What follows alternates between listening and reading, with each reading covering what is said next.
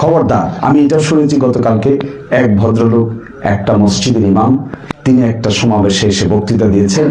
সকালবেলা তাকে ডেকে বলা হয়েছে, তুমি আর এই মসজিদের ইমাম থাকতে পারবা না।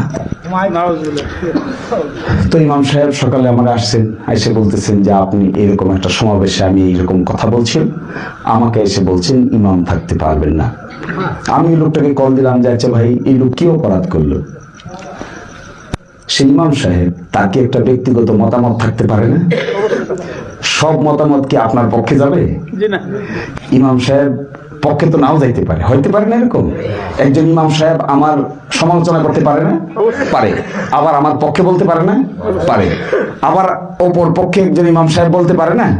ইমাম সাহেব তো সে তো জ্ঞানী লোক, সে তো আলেম, তার এলেমে যা ধরছে তিনি তা ব্যাখ্যা করেছেন। তো ব্যাখ্যা করতে গিয়ে সবই আমার পক্ষে হইতে হবে এমন কোন শর্ত আছে? আমার বিপক্ষে হতে পারে, আমার সমালোচনা করতে পারে, নানান ভাবে করতে পারে। এটাই মত প্রকাশের স্বাধীনতা।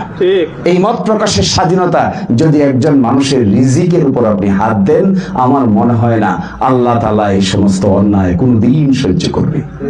এটা হতে পারে না, এটা কখনোই না। এই জবরদস্তি দিয়ে রাজনীতি হবে না।